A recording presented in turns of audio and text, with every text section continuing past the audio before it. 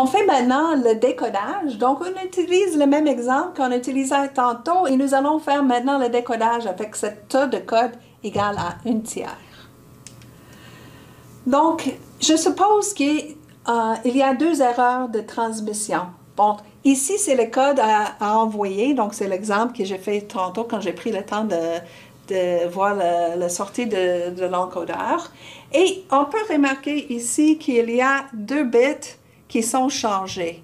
Donc, ça, c'est le code qui a été transmis. Ici, c'est le code qui est reçu et ces 2 bits ont été changés.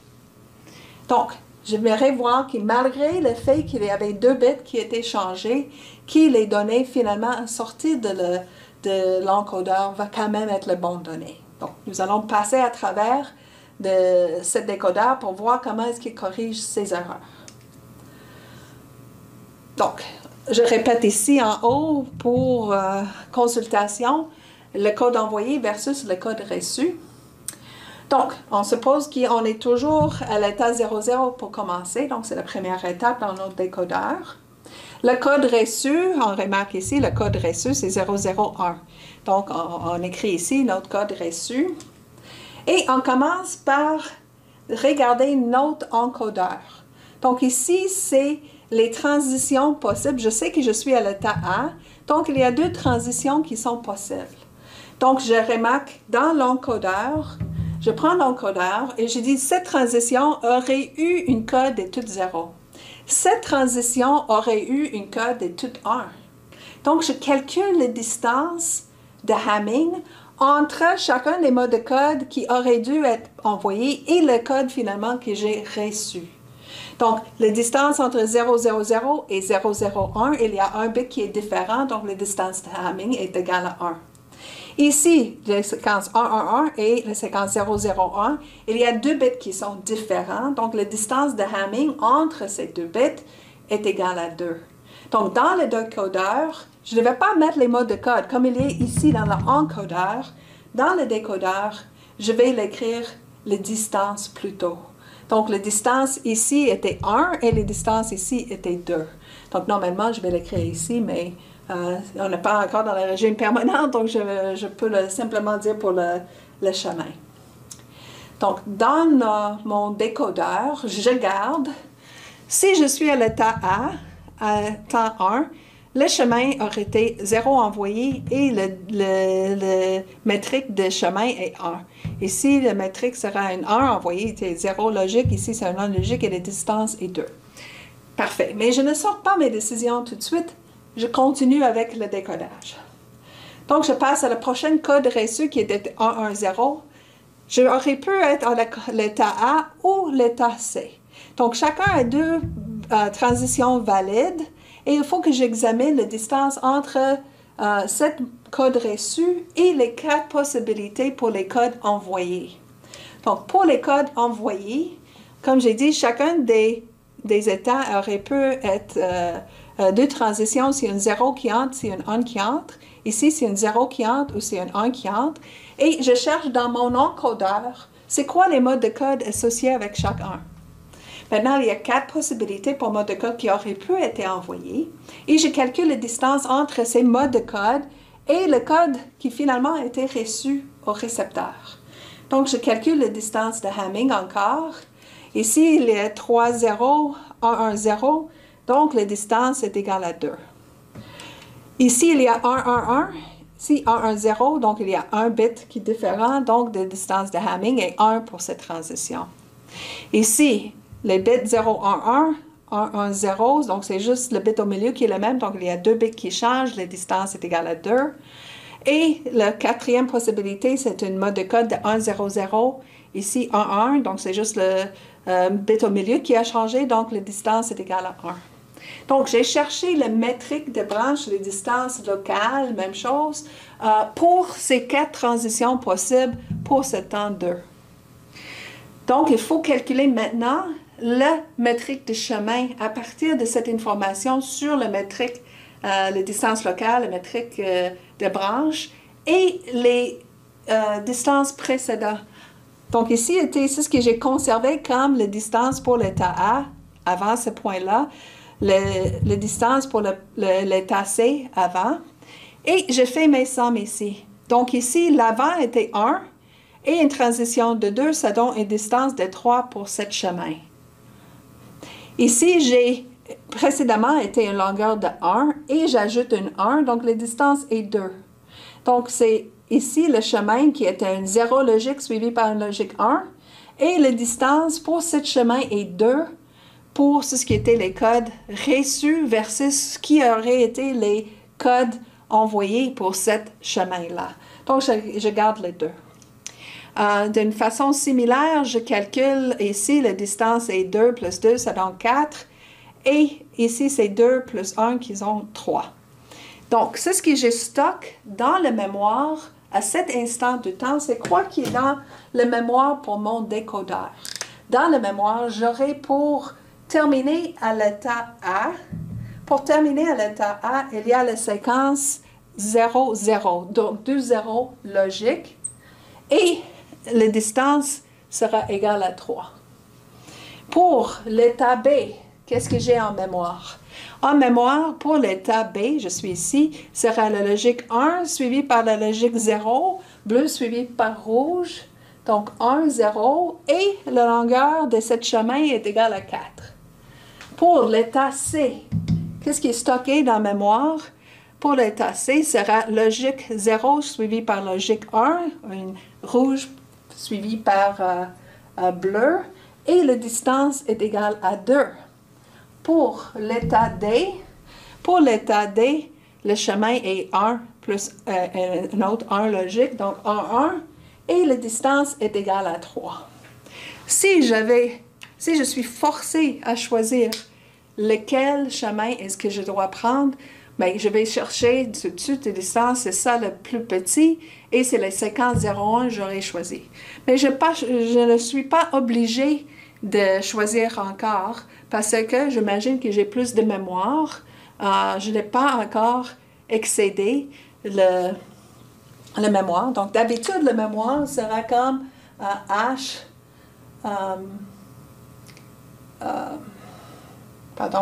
sera égal à 4K ou 5K. K ici est égal à 3, donc ce sera quelque chose que 12 ou peut-être jusqu'à 15. Donc, normalement, j'aurai assez jusqu'à 12 pour continuer. Donc, probablement, je n'ai pas échoué encore la mémoire. Donc, ça, c'est contenu de registre à temps 2. Donc, je fais maintenant, je suis rendu à la partie dans le régime permanent où il y a 4 possibilités pour les états et il y aura pour chacun 2 possibilités. Donc, j'aurai maintenant 8 transitions à examiner et de comparer avec le code reçu. Donc, voici encore l'encodeur. J'ai répété l'encodeur ici parce que ça va permettre à faire les calculs pour les différentes distances ici avec le code reçu qui était finalement 0, 1, 1. Donc, par exemple, ici, j'ai 3 0. Ici, j'ai 0, 1, 1. La distance est égale à 2. Donc, ici, je vais garder 2. Et je peux 1, 1, 1, 3, 1. Ici, il y a juste 2 1. Donc, il y a un bit qui est différent. Donc, la distance est égale à 1. Et je peux continuer à calculer c'est quoi les métriques de branche, les distances locales pour ces 8 transitions pendant cette période de temps. Prochaine étape, c'est de calculer les 2 distances parce qu'il y a 2 chemins qui amènent à chacun des états. Donc, regardons par exemple état A. J'aurais pu venir de l'état A précédente ou j'aurais pu venir de l'état B. Les 2 transitions sont valides et chacun a une certaine distance métrique de branche, une distance locale. Et maintenant, je calcule la distance globale pour chacun de ces 2 chemins. Donc, il y a 2 chemins toujours. Il faut que je distingue les 2. Donc, je fais 2 colonnes. Un, c'est le chemin d'en haut. Ici, c'est la partie en haut. Ici, c'est le chemin d'en bas qui vient d'en bas. Donc, chacun, il y a toujours un d'en haut, un d'en bas, un d'en haut, un d'en bas. Donc, c'est juste une manière de nommer les 2 chemins possibles. Donc, je fais le calcul pour le chemin en haut. Avant, était une 3, la distance globale. et je fais ajouter la distance locale 2. Donc 2 plus 3, ça donne 5. Je fais le même calcul pour le chemin en bas. Le chemin en bas, la distance locale est égale à 1 et la distance globale précédente était 4, donc 4 plus 1, ça donne 5. Donc le haut et le bas, les deux ont 5. On prend l'état B. Pour l'état B, j'aurais pu venir de C précédent ou de D précédent. Si j'aurais, donc la partie en haut, c'est de venir de B. Donc la distance locale ici est 0 plus la distance globale précédente, c'est 2. Donc le total est 2. Pour le chemin en bas, ça sera 3 plus 1, ça donne 4. Donc, pour chacun des états, je fais deux calculs, le calcul de chemin en haut, le chemin en bas. Donc, ça, c'est pour les calculs, pour l'algorithme de Viterbi, c'est ACS, additionner, comparer, sélectionner. Donc, on a fait l'étape d'additionner. On a additionné la distance locale et la distance globale précédente. Maintenant, il faut comparer lequel est le plus petit. Donc, je remarque ici, j'aurais pu choisir 2 ou 4, mais le 2 est plus petit. Et ici, le 4 est plus petit. Donc, c'est clair que là, je vais choisir le chemin en haut. Pour les deux autres, le haut et le bas ont la même distance. Donc, c'est complètement arbitraire. Je peux choisir le chemin en haut, le chemin en bas. C'est pas grave, il faut juste choisir au hasard. Donc, j'ai choisi un en haut, l'autre en bas. Et c'est ce que j'ai fait. Pardon. Une fois que j'ai fait mon choix, au lieu d'avoir deux possibilités, ici c'est le 2 qui est le plus petit, donc c'est le 2 que je vais garder et cette transition elle va disparaître. Donc maintenant, le seul qui est ici, c'est le chemin ici.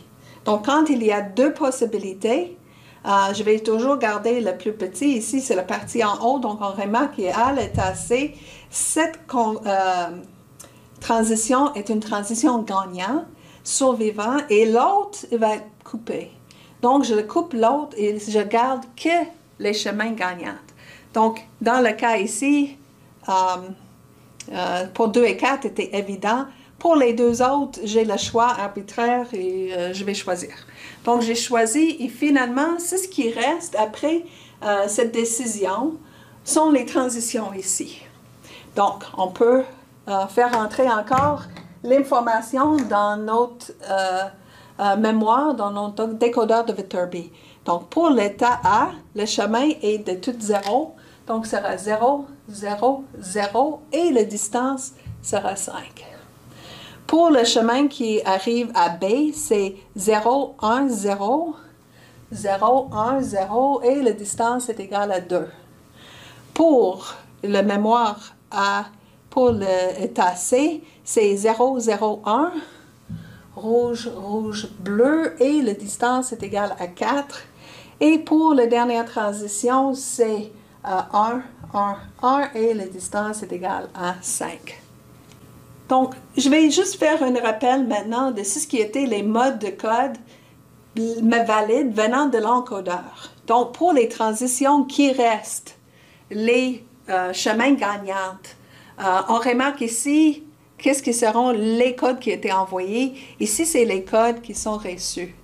Donc, si nous avons une distance de 5 qui est gardée ici, quand je compare le mode de code ici pour ces transitions, j'ai 1, j'ai 2 et j'ai 2 autres, c'est 5. Donc, on est en train, dans notre mémoire, de tenir compte de ce qui est la distance entre le mode de code reçu, la séquence de mode de code reçu et la séquence de mode de code qui aurait été envoyée, c'était vraiment cette séquence qui était envoyée. Donc, c'est un rappel de qu'est-ce qu'il garde, c'est quoi cet algorithme de Viterbi, qu'est-ce qu'il est en train de faire? C'est de garder les séquences et cette longueur sans avoir à refaire le calcul à chaque fois. Donc, c'est juste un algorithme très efficace pour les calculs qui sont des additions comparées, sélectionnées à chaque étape, très efficace. Et donc, un dernier calcul, nous avons le nouveau mode de code reçu. On a de notre encodeur toutes les 4 possibilités. On cherche la distance, par exemple, entre 101 et 001, il y a un bit qui est différent. C'est le premier bit, donc c'est une longueur de 2. Ici, le code 010, il y a 2 bits qui sont différentes distances, donc on fait nos calculs de distance locale. À partir de ça, on fait le calcul pour la distance pour le chemin en haut, le chemin en bas.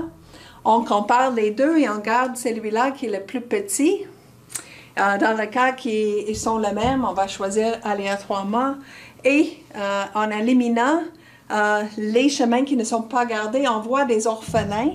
Il y a un orphelin ici qui va nulle part, donc je vais enlever. Il y a l'orphelin ici qui amène à aucune connexion, donc je vais me débarrasser de ces connexions. Donc j'enlève et ce qui reste sont les 4 chemins qui sont possibles, qui vont être que je vais faire entrer dans mon mémoire.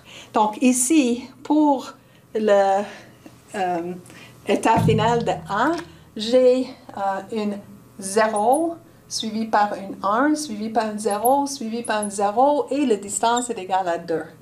Si je regarde le chemin qui termine à état B, je le trace ici, c'est 0, 0, 1, 0, et la distance est égale à 7. Pour le chemin qui termine à l'état C, c'est 1, 0, 1, 0, et la longueur est égale à 5. Et le dernier sera 0, 0, 1, 1. 0, 0, 1, 1 et la longueur est 6.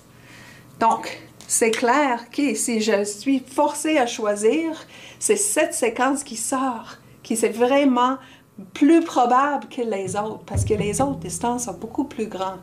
Juste 2 erreurs de transmission ici, elles auraient été différentes. Donc, on peut voir qu'il devient très, très clair laquelle séquence est meilleure. Si on avait insisté de décider plus tôt, les différences entre les chemins possibles n'étaient pas si frappantes. Donc, plus qu'on avance, plus qu'on est certain que notre choix est vraiment correct. On remarque ici, on a une convergence. Toutes les possibilités indiquent que ça doit être ça, la transition, le premier bit envoyé. C'est vraiment une 0. Je me suis trompée quelque part. Le chemin C aurait été 0101. Je l'écris mal, désolé.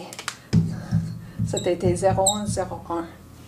Parce que le premier bit, tout le monde est d'accord, c'est le premier bit, c'est un 0. Donc, voici le chemin gagnant. Si je suis forcée de décider, c'est la longueur 2 qui est le plus petit. Et donc, ça, c'est le chemin gagnant.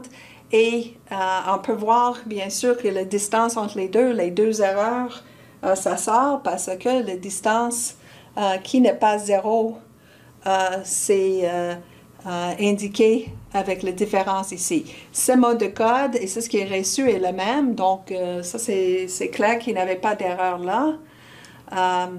Donc, les données, comme j'ai indiqué, sera l'état original, on était à l'état 0, et nous avons le 0, le rouge, le bleu, le 1, le rouge, le 0 et le rouge, le 0.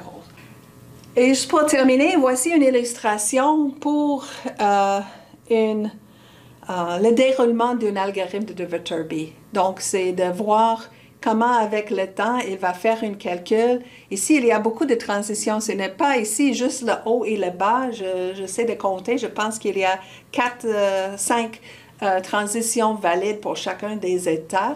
Donc, c'est une code avec une longueur de contrainte plus grande. Et on voit comment il va faire le calcul au fur et à mesure et garder en mémoire juste la partie gagnante. Donc, nous avons fait tout en batch. On a fait tout nos calculs, parce que c'est plus facile, mais ça va être fait plutôt consécutif, dans une manière consécutive dans le calcul. Par exemple, dans le MATLAB, il y a une commande d'algorithme de Viterbi où il va effectivement faire le calcul qu'on voit exactement dans cette animation.